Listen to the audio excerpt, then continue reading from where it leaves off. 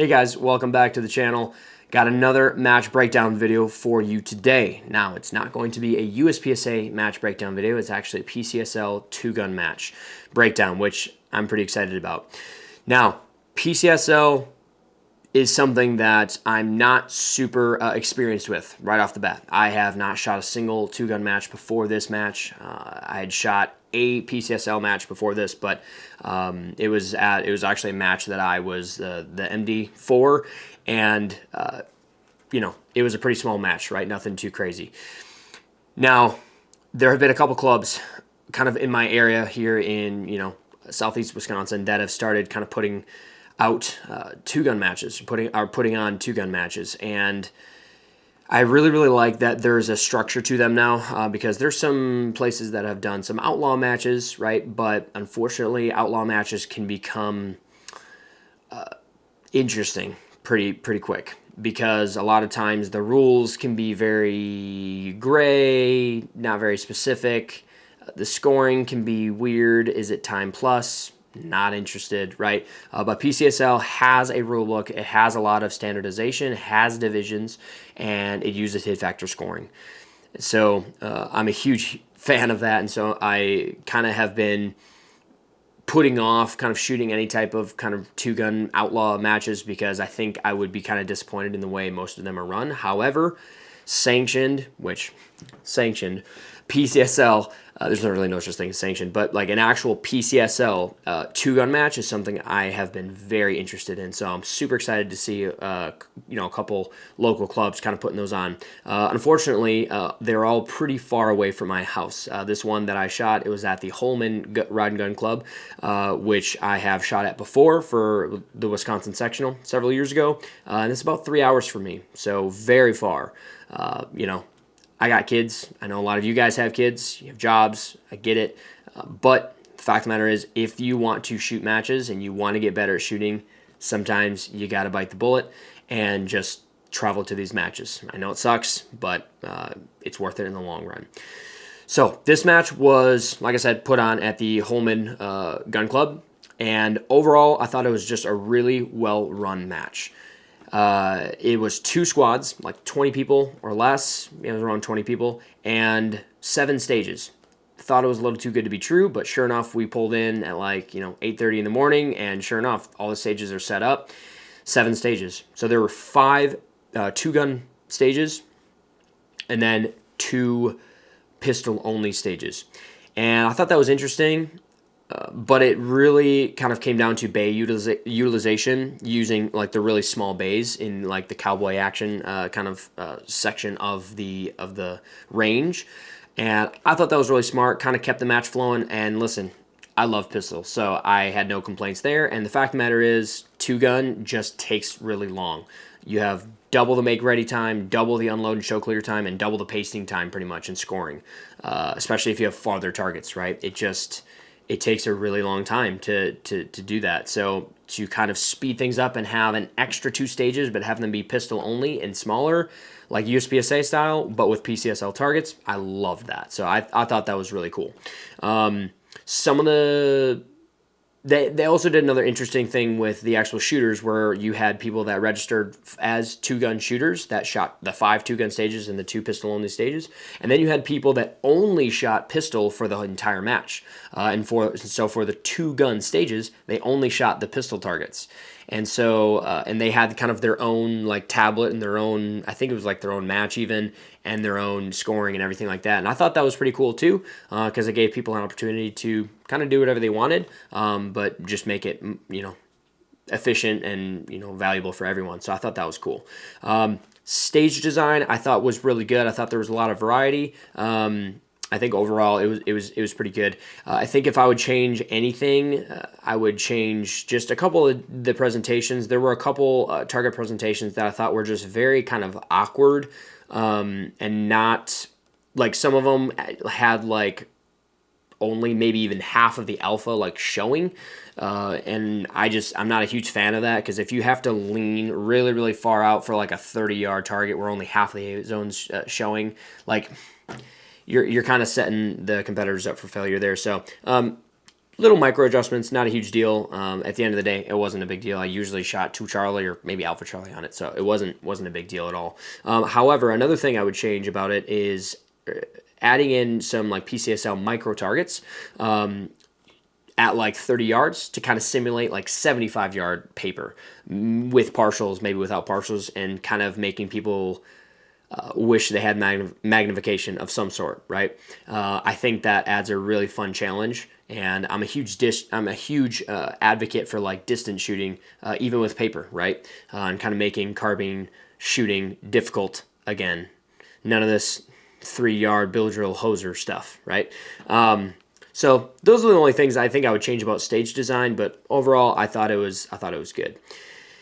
The actual flow of the match I thought was good. We started shooting at like 10 a.m. and we finished around like 2:30, and then we tore down, and yeah, we were out of there by like 3 o'clock, which I thought was really, really good for 7 stages, and yeah, it was pretty cool. So I definitely will be going back to shoot that match again. I want to say they host them every month or maybe every other month, so definitely going to be going back. All right, so let's talk about the gear I used at the match. So I've got my new Modern Material rifle. This is the Patrol, and this thing shot like a dream. I've got a Vortex Spark Solar with a Unity mount here. This is honestly just a placeholder. I have a Vortex Razor and a Vortex Defender ST offset. I just need to get the mount for it, but you know, money.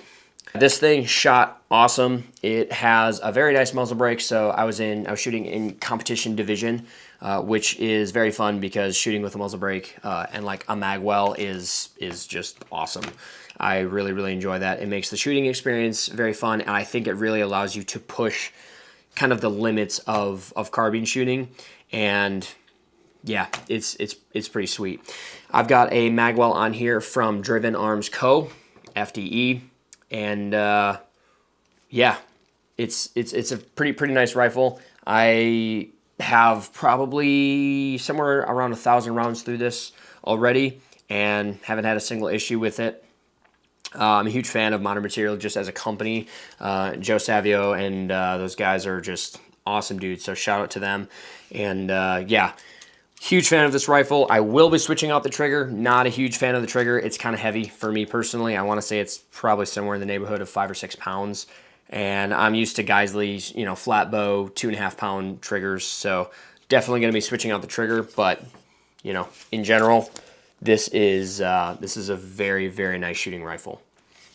Also, I'd like to talk about this nice chamber flag. This chamber flag is it's very reliable, hasn't failed me yet. And, you know, chamber flags, it's really important. It's green. And also, for my pistol, running my trusty Smith & Wesson MMP with Apex trigger, Trichcon SRO. This shot flawless, as per usual. I was shooting, as far as rifle ammo, I was shooting just PMC brass case, 55 grain, nothing special, nothing crazy. And then I was shooting Atlanta Arms 115 grain through my pistol. Stuff shot awesome, didn't have a single malfunction, so that was awesome. As far as the belt goes, this is a howitzer belt that I have modded with the ratchet system. Once you have a ratchet system, you will never go back. This is a hammer armament boulder holster on a boss hanger, and then the way I've got these mag pouches set up is I've got 2 pistol mag pouches here, and then I've got 2 rifle mag pouches as well. I think this is maybe a little bit overkill, but I kind of like having the option. This pouch in the back is usually, this carrier holds like my ready mag, and then this is for like a reload, which I obviously have not shot very many, you know, 2-gun matches yet. I will be shooting nationals in December, so I'll kind of see then. But as far as I understand, there are not very much reloads, not very many reloads. Grammar.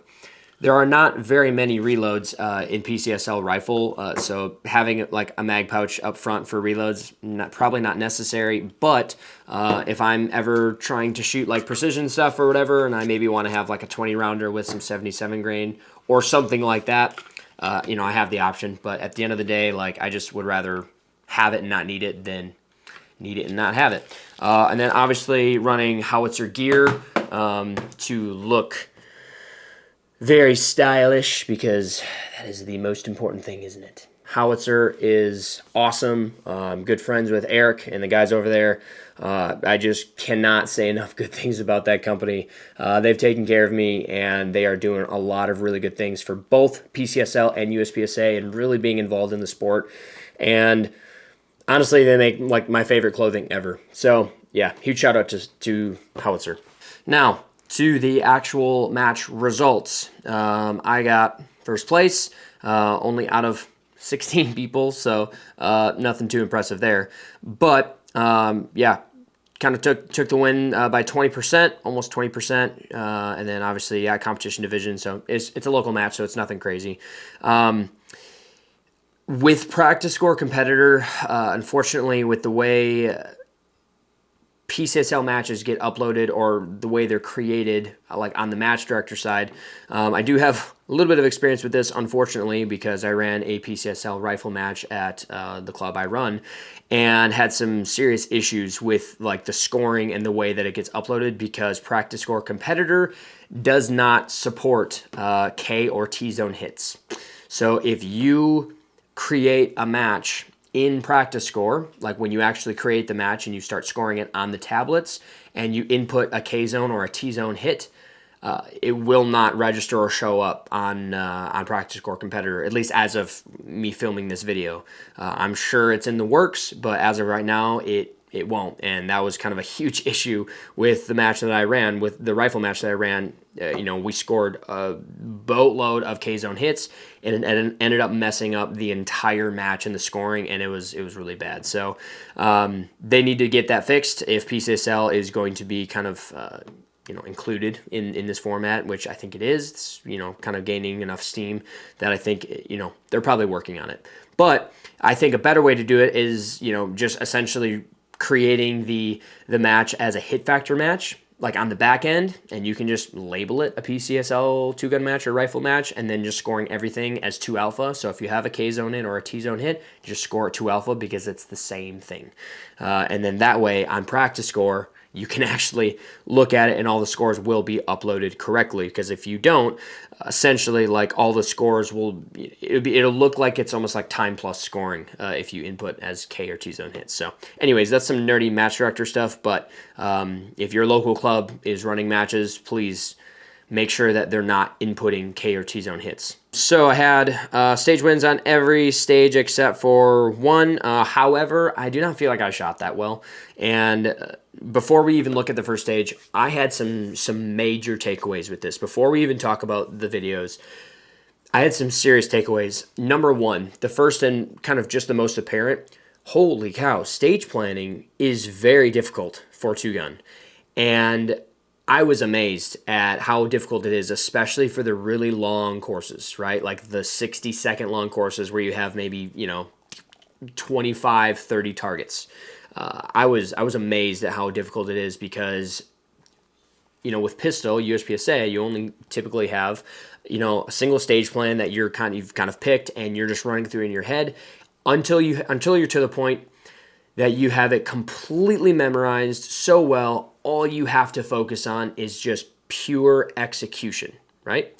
And so when you're thinking about target arrays and positions and flow and blending and all these different things, you're really able to focus on the execution. But with two-gun, there were a couple times that I was pretty overwhelmed, and I was on the bleeding edge. Like as I'm like making ready, I'm on the bleeding edge of not remembering everything, but I did remember everything. This whole entire match, I never forgot a target, which is good, but it was difficult. And so I really enjoyed that challenge, and definitely going to be incorporating that into my practice, which is awesome. The second thing that was very apparent was my rifle shooting just lacks, right? Compared to my pistol shooting, I've put in a very significant amount of time into pistol that I just have not into rifle. That is just the plain truth of it, and I don't regret that. Like I'm happy that I've kind of allocated most of my time to pistol. However, it definitely showed in this match. And one of the biggest things kind of being entering positions and shooting on the move. Those are the two biggies that I noticed. And you'll see in my stage videos here that I was very slow. You can see I'm just kind of over confirming. However, it looks like I'm over confirming, but I'm actually not over confirming. My dot was just doing this and I did not like it. So I waited until my dot was like this. So it looks like I'm over confirming, but I'm not. It's just because my dot's still like going crazy on the target. So figuring out ways to stabilize my rifle in movement is definitely something I'm going to be really focusing on practice, or focusing on in practice. And I'm very curious to pick the brains of guys like Joe Farewell, maybe even like Kyle Litzy or Max Leograndis, because those guys are at the very tip top of the game when it comes to rifle shooting. I mean, Kyle Litzy won rifle, IPSC rifle world shoot recently, and so these guys are the guys to go to for rifle shooting. And I definitely plan on taking a class from like Joe Farewell, getting in on his dry fire mastery courses and things like that. So excited for that. However, also have a lot of stuff going on with USPSA majors, so I'm trying to figure that out. But in general, I'm really, really excited to get to work with rifle, because this match, like I actually just had a phone call conversation with a good friend of mine today about this, and how this is such a perfect example of why you should go shoot matches, because matches are going to very, very much so expose your weaknesses and your inefficiencies, and it's going to inform your practice. It is going to tell you exactly what you need to do in your practice sessions leading up to the next match, right? And I don't think you can replace that with anything else. You can't replace it with classes. You can't replace it with your own practice. You have to go shoot a match, because putting yourself in that environment, that you're not only under pressure, but you're under, a lot of, I would say you're under a lot of not only peer pressure, but also pressure from yourself to want to perform well. And I know I had that, right? And there were a lot of times I was very disappointed. And, that just kind of goes to show the deficiencies I have with my rifle shooting. So, guys, go shoot matches.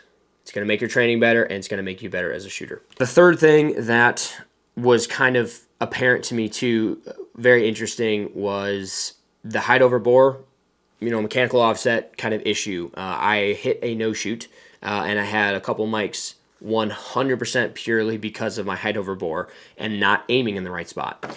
So this rifle is zeroed at 100 yards because this is a 226 mount, and 226 mounts I think should almost always be zeroed at 100 yards because they're so high, and if they're not, the angle of attack and the trajectory of the bullet and holds going out to 250 yards get very wonky. But that's for you to kind of figure out. So this is at 0 to 100 yards, and this still has a good amount of mechanical offset, 25 yards and in. And if, PCSL rifle targets, the alpha zone, at least on the new ones, the updated ones, the practical target, the alpha zone is the same width as an IPSC A zone, but it's 2 inches shorter. And so the alpha zone is pretty small for what it is. And like there's not a lot of forgiveness there as far as getting alphas. So especially when you start adding in partials, you start adding in like hardcover partials, like bottom partials, or tuxedos or things like that. There's very little wiggle room, and so you have to know where you need to hold with your mechanical offset. However, as soon as you're finished with your rifle and you dump your rifle in the dump box and you draw your pistol, well, now you're going back to aiming exactly where you want your bullets to go. It's very interesting, and I found it to be pretty challenging, and I think it's just because I haven't trained it. Like it's not second nature to me. So I may explore some different red dots that have the donut of death. I've never been a fan of the donut of death up until now, where I actually think I might want to try it, because that bottom crosshair might be helpful, because having a physical reference point of where and looking exactly where you want your bullets to go, I think is a very powerful thing, and it's helped me a lot. And the fact that I'm not able to do that with this, like for a head box at 7 yards or 10 yards, 15 yards, I have to aim literally above the head, which is very weird, and I don't like it. So when you're blazing really fast, it's not the easiest thing in the world. But once again, I'm sure it's probably just comes down to training. Let's roast me. All right, enough talking. Let's dive into the stages. So, like I said, I got first. I shot 93% of the points, which I'm actually relatively happy with. I had 205 alpha, 27 Charlie, 4 Delta, 2 Mike, and 1 no shoot with a total time of 195. I believe I had the fastest raw time by it was probably around 30 seconds or so. So time was decent, relatively. But so we started on Bay, our stage 4, and this was I believe it was a 40 round stage. So good kind of warm up stage. And like I said, I was a little nervous kind of going into this just because I was like, okay, with the make ready with the rifle, do I just bring my bag up, chamber flag? And as far as the safety things goes, it's the way it was explained to me is that if you have a chamber flag in your rifle, you essentially can treat it as if it's like bagged, right? So like, except for the fact that you carry it horizontal, obviously. But if your gun is chamber flagged, you can keep it muzzle up, and lay it at the safety table or lay it on like a rifle rack or something, and kind of treat it that way. You don't always have to case it up, but that may be specific to the range that you're shooting at. So, all right, let's go ahead and watch this.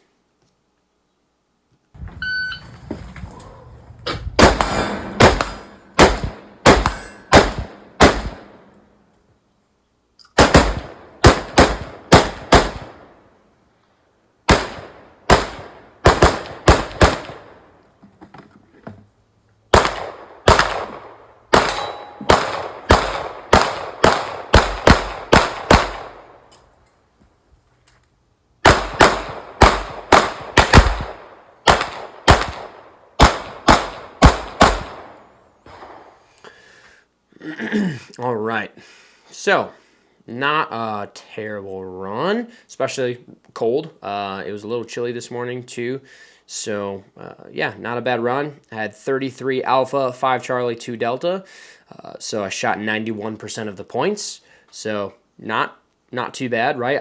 I in general, I really like to be somewhere around like 92, 93% of the points on like every stage, right? If I can. So I was close, right? I was kind of right there. So right off the bat, starting in, so the cool thing about Two Gun is they, at least for this match, they gave you the option of either starting with pistol and then the rifle being loaded in the kind of the wooden dump box. Then you could start with pistol targets and then run up, shoot the pistol targets, run up, grab your rifle, dump the pistol in the dump box, and then run your rifle. However, for almost all of the stages, it didn't really make sense, at least in my mind, to ever do that. Because a lot of the targets, both pistol and rifle, were in similar spots. So you had to go forward and then you had to come back. And it's like, if I'm going to be doing retreating movement, like I would much rather do that with a pistol, not a rifle, if I can help it. And almost everyone else was doing that as well, except for one stage. There was one stage that we did start with pistol because it made more sense because there were no rifle targets in the very first position. So you were cutting out a whole position moving backwards, starting with pistol. And I think it was kind of purposely designed that way. Unfortunately, I did not get that stage, which is very sad because that was actually one of my best stages. Tracy, you had one job. But in general, we kind of, opted to always start with rifle. Pistol was loaded and holstered, unless said otherwise, but for this whole match, pistol was loaded and holstered. So right off the bat, entered in. Now notice, and I've talked about this in my last video with the South Carolina sectional about how to actually enter into a box. And notice how I actually cross over with my trailing leg and have my trailing leg become the first kind of foot I planted. And that's because this far steel right here, this steel was at like 70 yards-ish. It's pretty big steel. It's, they're big squares or rectangles, probably the size of a D-zone. So, pretty large steel targets. I'm a little embarrassed that I had to make up on one, but, is what it is. But this one would kind of get obscured by this barrel stack pretty easily. So I had to kind of load on that right leg, that trailing leg. So I wanted to enter in on that leg. And I did that. pretty well, I think. And then went 1 for 1 on steel for the first 2, and then went right over the right shoulder for the next one. I remember it. My dot just swung over. I overdrove the gun. Like, literally, I was going bang, bang, bang, and I just broke the shot, and it was over the right shoulder. Just not having some visual patience. And then this next 2, this was kind of what I was talking about with some of those weird target presentations. As far as some of the stage design, I wasn't a huge fan with some of the target presentations they had. You know, the alpha zones on these targets are already kind of small. They're only 6 inches wide and 9 inches tall. And, you know, a lot, like some of these targets behind these barrel stacks, even at like the furthest, or the furthest point that you were leaning, you could still only see maybe like 2/3 of the alpha. And I don't know, I'm just personally not a fan of that, and maybe that's just a me thing, but I wasn't a huge fan of that. I would have liked to have seen it be maybe even a partial or something that required a little more, you know, something different, but is what it is. And then I moved up here, and then there were a couple of rifle targets there. And then also this guy right here was kind of a very, very tight port between this barrel and this wall here. And a lot of guys were kind of getting barrel strikes through there. And I had a barrel strike, but it did not pass all the way through the barrel, so that counted it as a hit, which is a rule where if the diameter of the bullet is how do I explain this? If the bullet does not go completely through the barrel and then out, right, then it's still considered a hit. If it goes completely through the barrel and then hits the target, it's a mic because it went through hardcover, right? It went through a barrier of some kind. But if it just grazes the barrel and then hits the target, it's still considered a hit. So mine was still a hit. But then this, I could see that target right away. And look how long it took me to actually engage it. And it's just because you can see my muzzle just kind of like dancing around like crazy. And that is like that instability, kind of shooting rifle on the move that I am just not good at yet. That was pretty good. And then dumped the rifle. That was my first time ever dumping a rifle in a dump box, I'll be honest. And I was just a little like sketched out. I don't know why. It's totally safe. Safety's on. I think I've seen so many videos of guys like cranking off rounds accidentally with shotguns or rifles as they're dumping it because, you know, safety's off and the trigger. I don't know, but I was just a little cautious. But I'm always trying something I picked up from Joe Farwell a long time ago was whenever you're dumping your rifle, always dump it with your support hand so that your strong hand or your dominant hand can draw the gun right away. But, you know, it's just a little awkward to do that. That's kind of more applicable like in barrels. Right? If you're actually grabbing the buffer tube and dumping it in a barrel, and then this is in a dump box and it's a little more awkward, but I think it's something I just got to kind of figure out. And then far pistol target, that was like probably 30 yards-ish.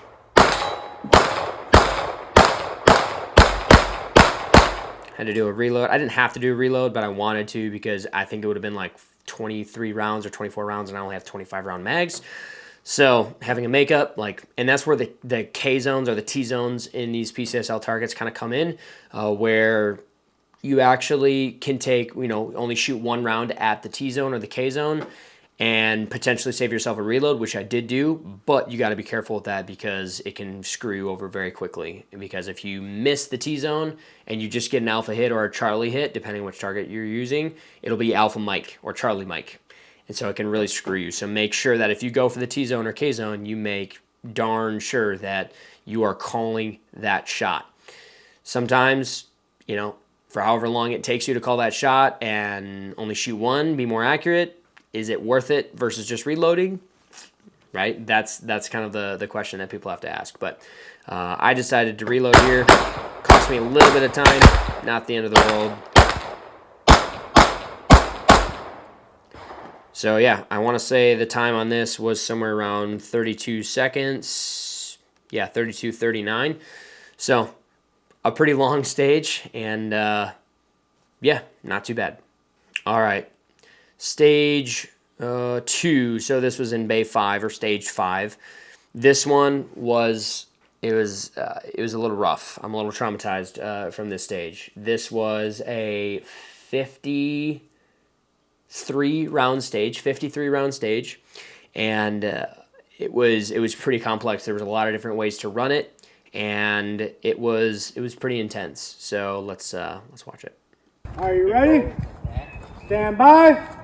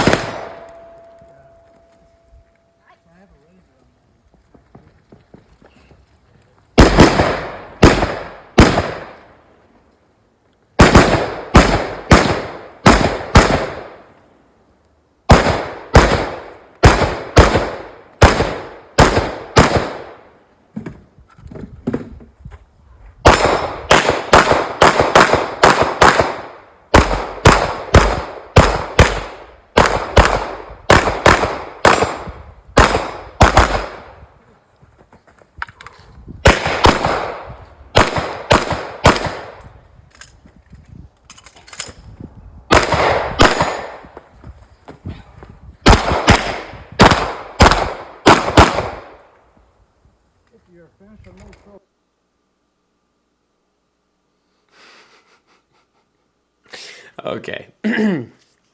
Wow. Man, I have to take a deep breath after watching that. Holy moly. So yeah, so this stage took me almost 62 seconds, so it's a full minute of shooting. I know that 3-gunners are going to hear that and probably laugh because they do, 1-minute stages or 2-minute stages all the time, but I'm a USPSA gamer. I'm not used to doing that. 30-second stages are like, what is wrong with the stage, right? So right off the bat here, we had to hit each of these steel. These are C-zone steels at probably 50 yards, maybe. Nothing too crazy, but we had to hit 4 of them at each position in the box. Stand by.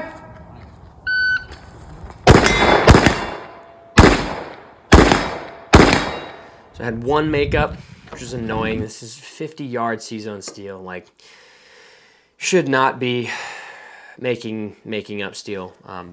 That's 0.5 seconds, But whatever, it is what it is. Another makeup. So what, 4 makeups total? Kind of stupid. Came into the port here.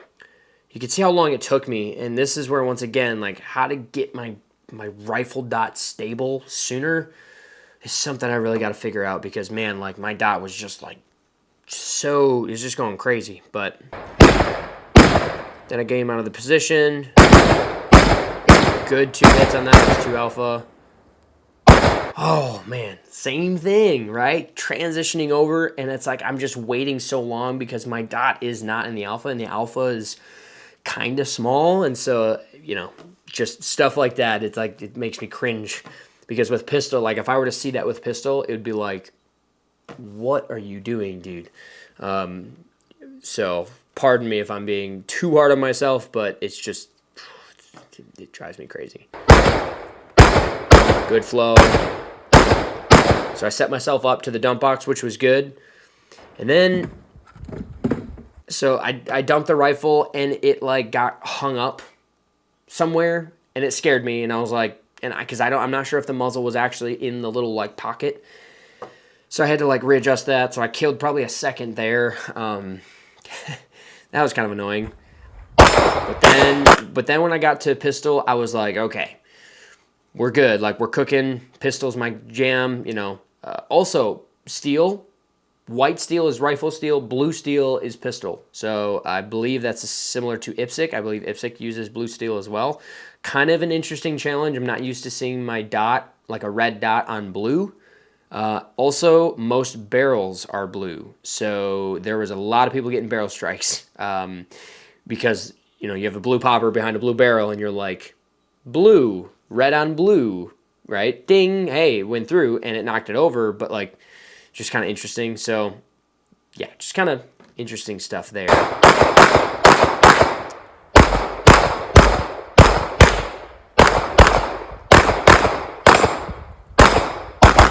So I set myself up really good there. I personally think my stage plan was the best stage plan. I went through like 3 different stage plans, and none of them were completed because it took me so long to kind of get through it. But I felt like my stage plan was the best. The only thing awkward about this was the fact that I had to end on this guy, and then I wanted to turn around so I could set myself up for the port rather than retreating like to my right. I wanted to retreat left and open up so I can go to the port. But it looks weird on camera, but it's just the way it is. Good drop set though. Came over, set in, and this is where it all kind of just goes to pot. Miss, miss, miss. Actually, no, there's only 2 misses. It was 2 makeups. However, the pistol, I'm trying to think. I want to say it was 20. I think it was like 27 rounds pistol. So I knew I had to do a reload, but I wanted to do the reload out of the port into the last position, and I knew that I believe I had only 2 makeups available, and these are 2 mini poppers at like 15 yards or 12 yards, and I was like, I'll be fine. It's fine, even though I'm like squatting through a port. My heart is probably at 130 BPM. It's fine. I'll go 1 for 1 on steel. Well, we all know how that goes for me. So then I did a standing reload. Also, like, I'm not totally sure why I stood up. I think it's because my mag was like in a very weird spot. But looking back, it's like doofus. Just reloads like kneeling. I don't know what. Yeah. The reload was pretty good though, all things considered. Then a decent finish. Okay, this is kind of funny though. Let me see. Okay, so I don't know if you can hear it or not. You can hear me exhale, right? Because at this point, like, I'm starting to get tired, and it was an interesting feeling. I am not used to feeling very fatigued at the end of a stage, or like during the end of the stage. Except for when I am doing very long stages in practice. So like people call them Eric Raffel stages, right? Where it's like 50 round stages. It's very fatiguing, and you start like cramping up in your hands because you're squeezing the pistol so hard, and you start like pushing into the gun. Your eyes start doing some crazy stuff, and that is absolutely what I felt with this kind of a stage, with a 53 round stage with rifle and pistol, lots of running. Things just are not as primed, right? You're not in a super stellar condition. At least I wasn't for this like stage or this position, and it was interesting. And so that's something that I also am definitely going to incorporate into my practice, is like making stages really long, right? Complex stage plans that work my memory and that I can kind of figure out how to work through fatigue. Also, probably getting in better shape also probably will help with that a little bit.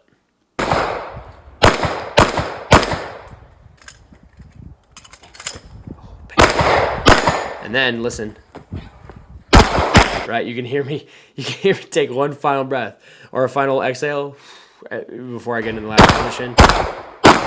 Because man, like it was tiring. So overall, not a bad stage though. As far as the time goes, right? Like I probably killed maybe a total of like 5 seconds. So I ran this in 61.97. So I probably could have ran it in like 57, something like that, somewhere in the ballpark between 56, 58 maybe. Without the mistakes, but the accuracy was good. I shot 95% of the points. I only had 6 Charlie, 47 alphas, so not too bad for what it was. At the time, felt like a dumpster fire, but things usually feel worse than they are in the moment. So really fun stage though. All right, so now we get to the first of the pistol-only stages. So I was pretty excited for this because, obviously, I love pistol. And I was like, all right, I'm just going to shred these 2 stages. Let's see if I did that. Are you ready? Stand by.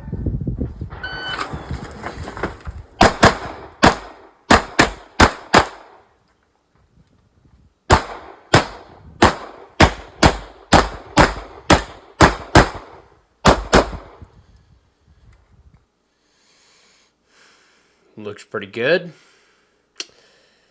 Except for the fact that I had totally missed a steal. So that's cool. Another kind of critique I have for this specific match is the stage outlines, like the WSBs, were very poorly written. It was almost like a copy paste almost for every stage, where it didn't specify exactly how many steel were on the stage. It kind of was like, I don't know, it was a very weird thing. And so when I read this stage brief, I just didn't really know, and the only steel that I saw was the 2 steel I engaged, and turns out there were 3 poppers. And I was the first shooter on this stage, and yeah, is what it is. So that's kind of sucks. Looking at the scores right now, I realized they actually forgot to give me a penalty, an FTSA, because it was 1 mic, 1 FTSA.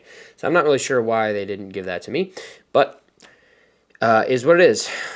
It's not like it would have changed much, but, you know, at the end of the day, it's like, probably should have gotten penalized for that. But, yeah. Ready? Stand by.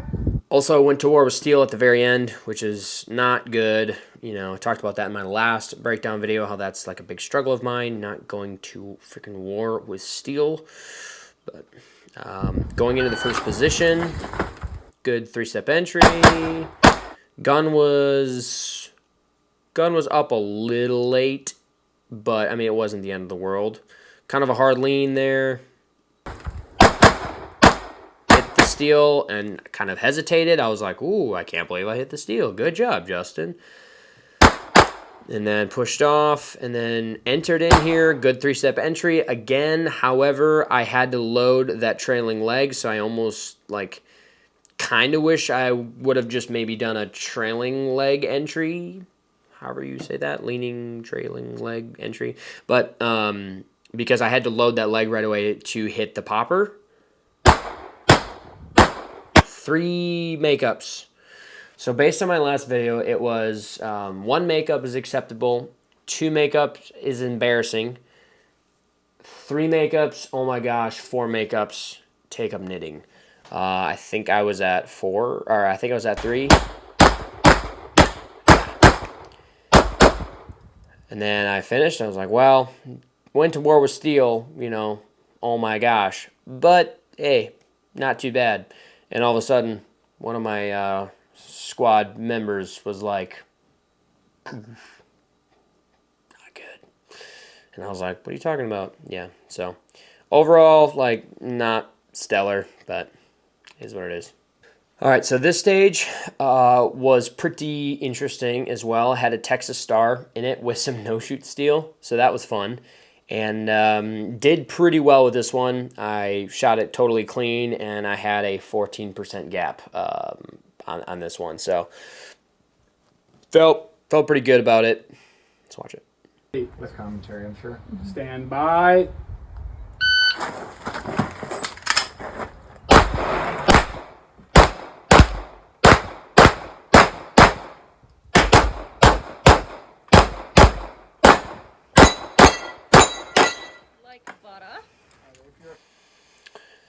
So, had 1 makeup on steel in the very beginning. So facing up range, unloaded start.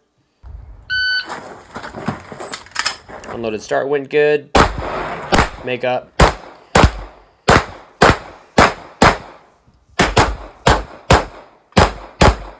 And then last steel. Clean on the Texas Star. That saved me a lot of time. I want to say I had the fastest time by 2 seconds. And a lot of it was due to, number 1, the stage plan and going clean on the Texas Star. Now, the interesting thing about this is a majority of people were shooting, the way that they were stage planning was they would shoot just kind of weird variations as far as like where they would lean to take the steel, and then they would shoot the other targets, lean to take the other steel, and then lean a different way to shoot it, and then shoot the Texas Star. And then one thing I noticed too is that people would shoot the Texas Star like in the middle of an array, and then they would just go to war with it, and then it would kind of just screw them up mentally, and then everything else was just kind of not great. So I wanted to leave the Texas Star for the end because I was like, hey, it's right there in the middle. There's no reason for me to take it right away. I might as well just wait till the end. So that's what I did, and it worked out pretty good. Texas Stars are interesting. I think it was kind of funny because they made the Texas Star have a big popper in obviously in the middle, so that like you can't just track it easily and just shoot it. You gotta be careful with it. And the top plate was a no-shoot steal, so the way you'd normally engage a Texas Star is you would start with the top plate to even out the balance or whatever, and you couldn't do that. So kind of a fun little challenge. I appreciate the creativity there. All right, so this was stage 1. Let's watch it.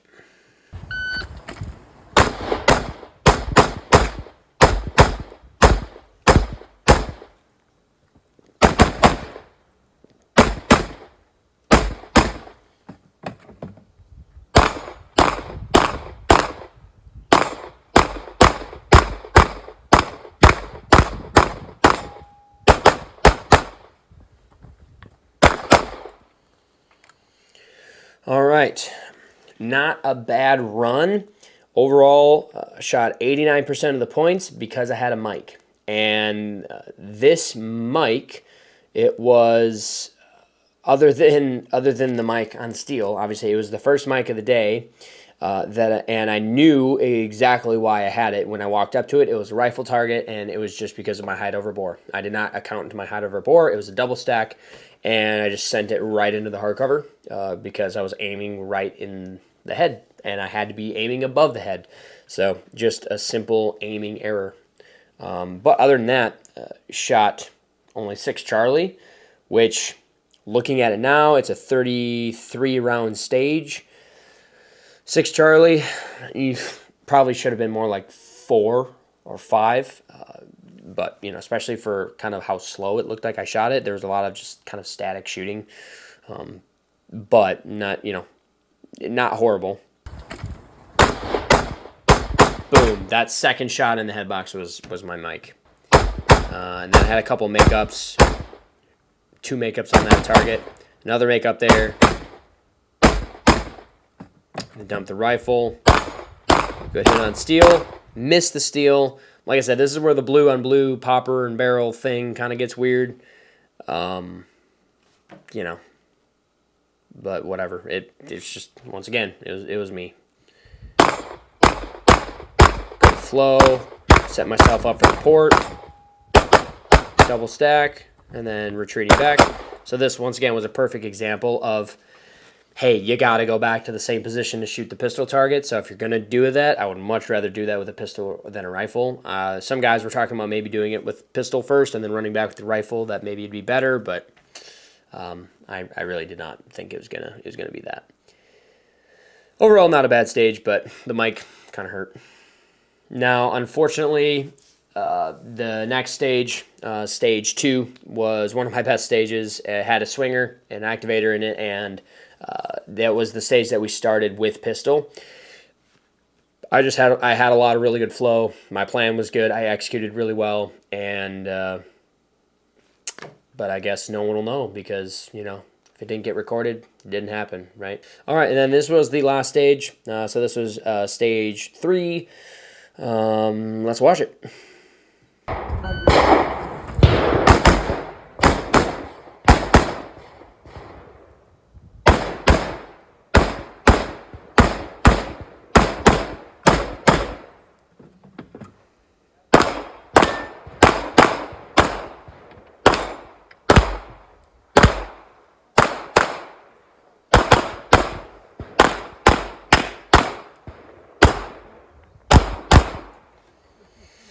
All right, this was probably my second best stage of the day. This one felt pretty good, and hits were not, the worst in the world. I had a no-shoot. Once again, height over bore. That's exactly what it was.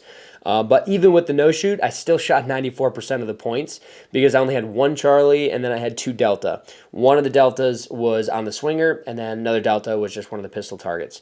But, overall, like, 1 Charlie, 2 Delta, 1 no-shoot. The no-shoot is what really drug me down. If it wasn't for the no-shoot, man, that would have been a killer stage. Actually, let's figure it out.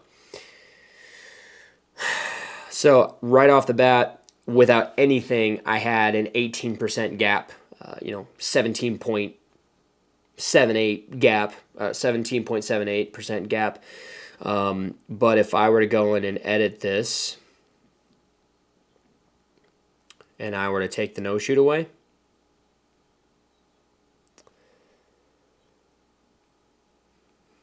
then I would have gapped him by 23%. So that would have been a really, really good run.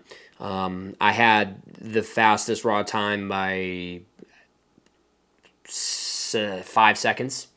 So had a really, really good time on that. And overall, the flow just felt really good.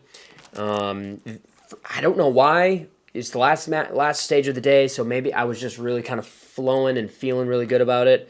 But I felt like I started to tap into my like shooting on the move and like movement and stabilizing my rifle, and I don't know how.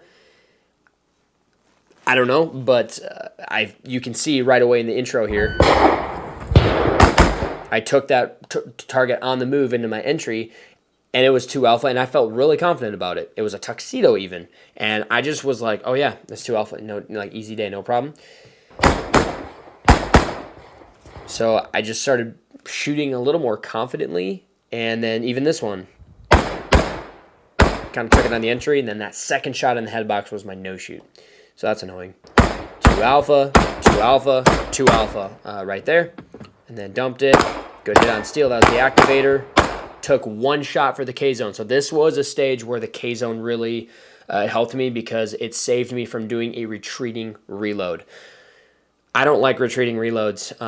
Going to my strong side, they're not as bad because I can turn around and kind of do it as I'm doing it, or I can kind of get it done as I'm going back. But overall, if I can avoid a retreating reload, I typically try to. Not because I'm worried about safety, but just because it usually costs me at least a quarter second to a half second, and I don't like it that much. So I said, you know what? There are 3 targets I could take a K-zone or a T-zone that would, this stage in and of itself with the pistol targets, I believe was 23 or 24 rounds. I can't remember exactly, but I remember it was only 1 or 2 makeups that I was allowed. And with 3 poppers and a swinger, I was like, I'm not going to take the chance. I'm gonna either reload or let me gain more potential makeups, which sounds bad that I'm kind of creating a contingency for that, but it is what it is, right? Let me buy back some of those makeup shots by just shooting 1 shot in the K zone, and I probably didn't need to do 3. I opted to do 3, and I probably didn't need to, but I figured, hey, why not? Like, they're super close targets. And I find that, this can be beneficial. I have some mixed feelings about taking the 1 shot in the T zone or K zone.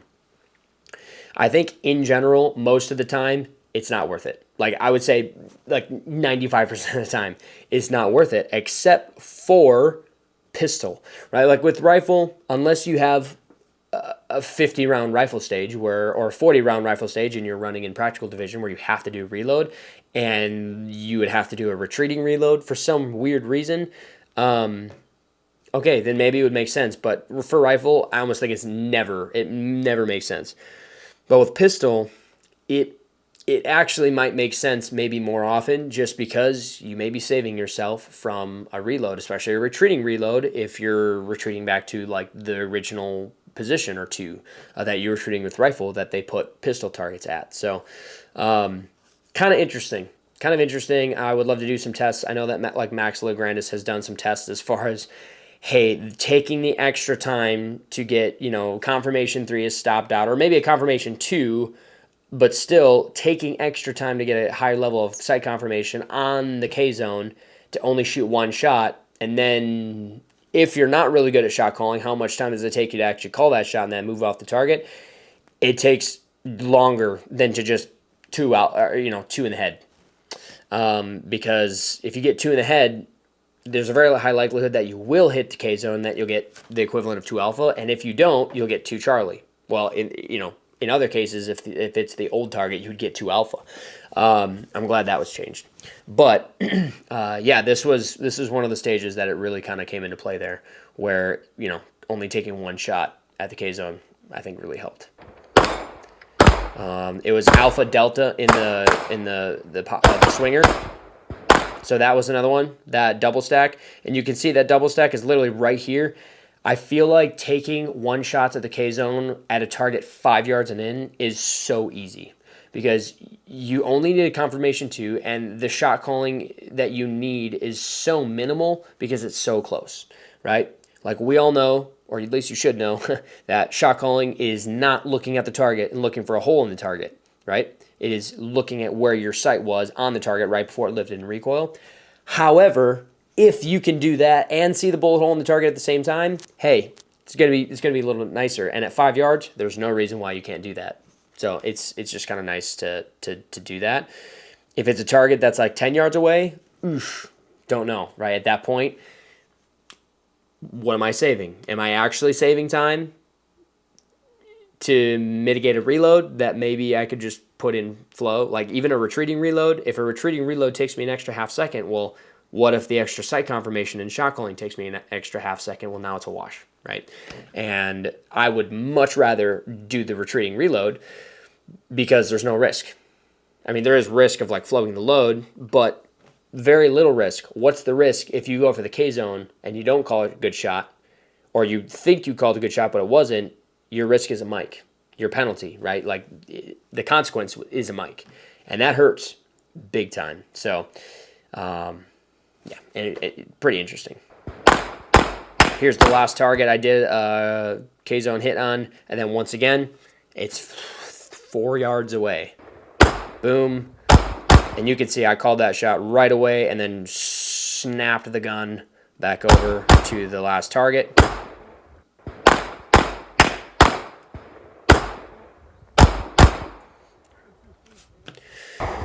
So overall, pretty good stage. Like I said, I don't know what it was, but I really kind of tapped into that shooting on the move, or the entry and getting a little more comfortable with rifles. So kind of wish I had that for the whole match, but once again, is what it is. I'm sure I'll get better at it with practice. So that's pretty much it, guys. This video hopefully is not nearly as long as my other one, but yeah, it was pretty fun. Very, very good experience with my first 2-gun match. I will absolutely be coming again, and I am very, very excited to be shooting a couple 2-gun majors this year, the Minnesota 2-gun championship, as well as 2-gun nationals in Utah in December. So very, very excited about that. Definitely going to be tuning up before then to make sure that I'm pretty squared away and competitive. So guys, thanks for watching, and see you in the next video.